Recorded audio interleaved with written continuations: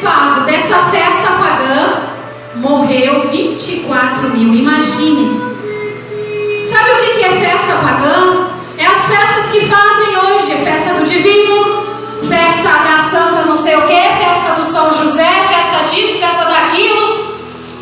E tem crente no meio dessas festas, comendo churrasco, comendo a galinha, comendo a polenta, comendo a maionese. E se você sabe que foi feito, tudo que é feito nessas festas é pro santo. É um banquete oferecido para eles. Se nós participar, eu já ouvi muito crente dizer isso. Vou só comer, comprar o almoço, é barato. Aí eu chego em casa, abençoo, não dá nada. Querido, tu está sendo participante. Se tu não soubesse, é uma coisa, é inocente, mas você sabe que é uma festa pagã. Esses israelitas se corromperam com o pecado, com a prostituição dessas festas ilícitas e pagaram com a vida. Então hoje, quando se participar de uma festa que fazem para esses santos, quando você doa o alimento, você está pecando. Se você serve a Deus, você serve a Deus. Não tem como servir a dois senhores. Uma vez o salão me pediram um alimento, eu disse, é para festa? Então me desculpe, eu sou evangélica, eu não creio em Deus Santo. Te respeito, mas se eu doar, eu vou estar sendo contra a palavra. Vou ser participante. Aí fazem os bingo, vai todo mundo pro bingo. E o diabo sentado lá do lado. Mas você ganhar, daqui a pouco tira tudo. Primeiro você aposta, ganhei, fiquei faceiro. É assim que o diabo faz. Primeiro ele te dá. Daí a ganância corrompe teu coração. Mas eu não vou parar. Mas eu quero mais. Daí vem aquela vozinha, aposta mais uma rodada, mais uma, tu vai ganhar, tu é o cara. Aí ele até permite que de repente tu ganhe mais um, para te segurar mais um pouco. Aí quando tu tiver já ali, aí tu te afunda de vez. É assim que o diabo faz. É assim que o diabo corrompe. E a palavra de Deus é clara. Amados, quando eu comecei a estudar, eu ficaria uma noite falando, e a Bíblia fala. Lá em Deuterônimo, 2 Deuterônimo 9, diz assim: ora, o aparecimento iníquo é a segunda eficácia de Satanás, com todo o poder, sinais e prodígios de mentiras, e com todo engano e injustiça aos que parecem, porque não recolhem o amor da verdade para serem salvos. Lá no 13, entretanto devemos sempre dar graça a Deus por vossos irmãos amados no Senhor, porque Deus vos escolheu desde o princípio para a salvação, pela santificação do Espírito Santo, na fé e na verdade. Glória a Deus, aleluia. Não precisamos consultar o horóscopo, não precisamos temer o Pai Santo que vai lá. Já vi pastores falarem: eu não passo encruzilhada. Tem um ebó lá feito. Eu e minha esposa já fomos criticados porque nós arrancava a guia do pescoço das pessoas quando elas entregavam entrega na minha mão, mas ela entregava de plena vontade e nós levava e despachava. Aí diziam: vocês têm coragem, não se mexe com essas coisas. Amado, a palavra de Deus é fiel. Jesus disse: vá, pregue a palavra, expulse demônios em meu nome, pise na cabeça da serpente. Satanás é que tem que nos temer, porque nós somos luz do mundo.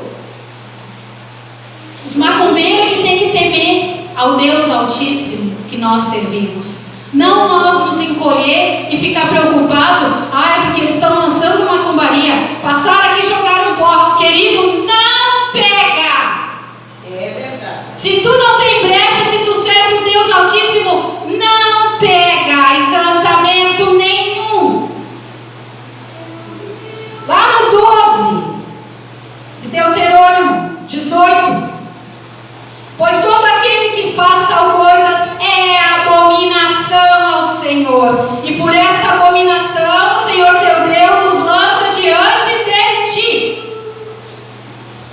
Deus abomina.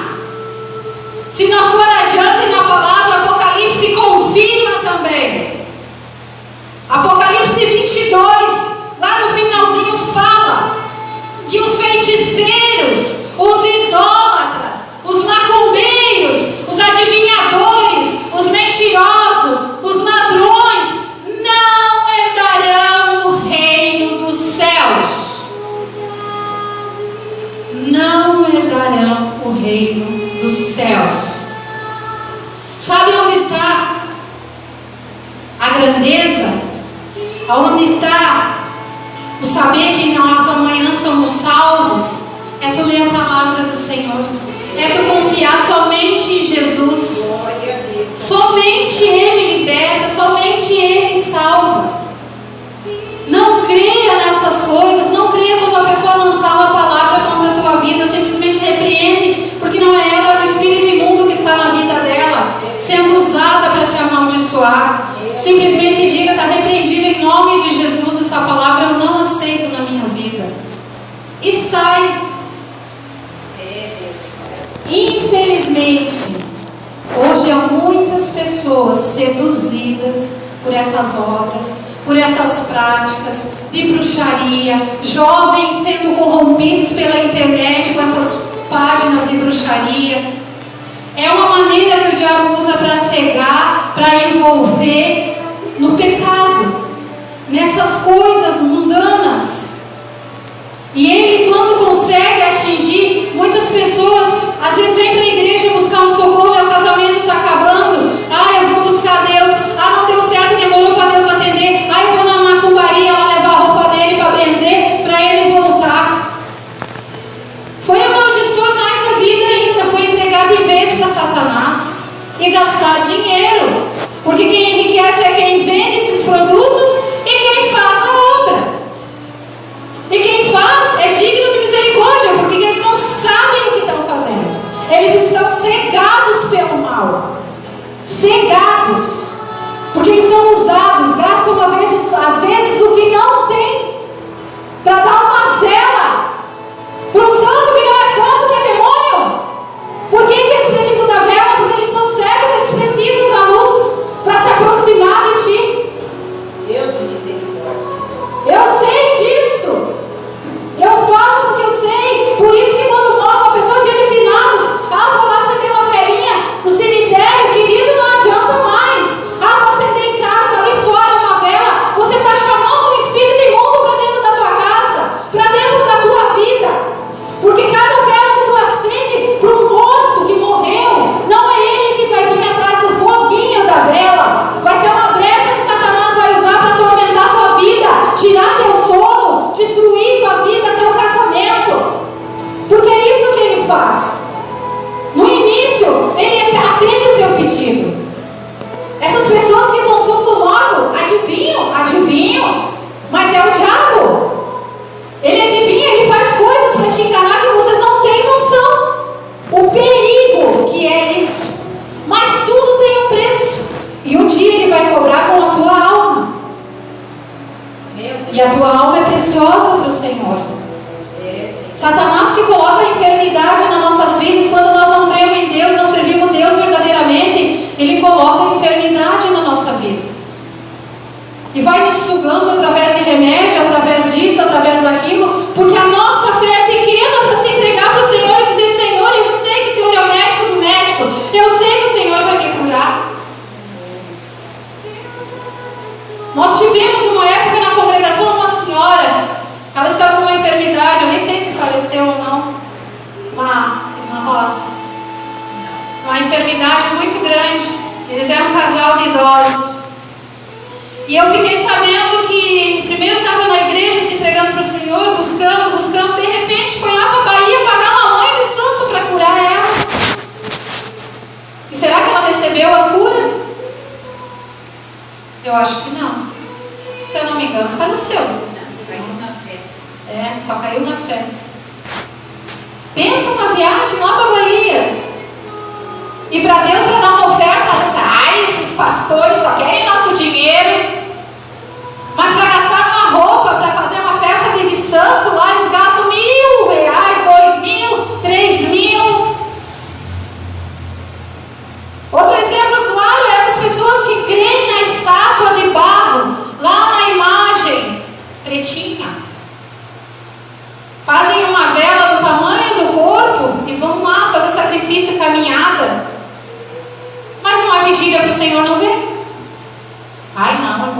vai ir na igreja? Não, ai, a santinha aqui me faz, a santinha me atende. Se vocês soubessem o que tem por detrás, se esse povo soubesse o que está por detrás de uma imagem, porque todas essas imagens que estão encobridas dentro de uma igreja católica, também está no altar de um Pai Santo. Tem a imagem de Cristo, segurando o coração, tem a Santinha, tem a Ave Maria, são tudo demônios, que estão ali esperando a sobrevivência deles e a da fé de vocês neles. O terço é uma amarração para a tua vida. Se você ainda está cegado, ainda tem um resíduo disso na tua casa, se livra. Cruz também. Eu e minha sogra está sendo liberta aos poucos disso, mas ainda tem uma cruz que eu ainda tenho, olho para aquela cruz e digo: meu Senhor, não está nessa cruz. Amados, através dessa palavra, eu queria que vocês entendessem que nós devemos ficar totalmente na dependência do Senhor, da palavra, a palavra que liberta, a palavra que nos traz sabedoria. Basta somente a palavra do Senhor, somente a palavra. Está em dúvida? Bota teu joelho no chão, vai clamar ao Senhor verdadeiramente de coração. Vai ler a palavra, busca uma palavra, a Bíblia, ora primeiro: Senhor, fala comigo, e vai ler, mas não fica salteando. Ai, hoje eu saí, deixa eu ver. Se enforque lá na árvore que não sei o que, Judas se enforcou. Meu Deus. Aí o tolo vai lá fazer salteação na Bíblia, fechar o zoinho e abrir a página, querendo saber o que Deus tem para te falar. É adivinhação. Por isso que nós temos que ter muito cuidado. É obra de feitiçaria. A palavra foi feita para seguir, para ler. Deus condena a prática de cartomante. Deus condena todas as práticas de adivinhação que a gente leu em Deuterônimo. Miqueias 5, 12, 15 diz: exterminareis as feitiçarias das tuas mãos, e não terá adivinhadores. Destruirei do meio de ti tuas imagens de esculturas, tuas estátuas, e tu não inclinarás mais diante de obra das tuas mãos. Arranquei os teus bosques do meio de ti, destruirei as tuas cidades, com ira, com furor, farei vingança sobre os gentios que não ouvem. Teria uma centena de Isaías, Zacarias, Ezequiel, Levítico, de exemplos para dar para vocês, aonde Deus condena essas obras. Mas não necessita, porque aqui tem pessoas que são fiéis à palavra do Senhor. Deus nos revela, sim, mas Deus nos revela na palavra, nos sonhos, somente o que nos é permitido saber. Tem coisas que não é permitido saber. Então não cabe ao homem ficar fazendo adivinhações e tentando saber do futuro. Simplesmente se preocupe em hoje fazer as coisas certas, em hoje servir a Deus verdadeiramente, confiar somente nele, não misturar a tua fé com outras coisas. Seja fiel a Deus. Isso te basta. A palavra te basta. A tua fé te basta. E a salvação só vem por intermédio de Jesus. Ele vai ser a cura, porque Ele é o caminho, a verdade e a vida. Ele não mudou, Ele continua o mesmo, disposto aqui a perdoar teus pecados. Não interessa para Ele o que você fez, mas interessa que você se entregue totalmente de coração a Ele e rejeite as coisas do mundo, rejeita essas benzedeiras, rejeita a idolatria, rejeita essas coisas que não são agradáveis aos olhos de Deus. Amém? Amém.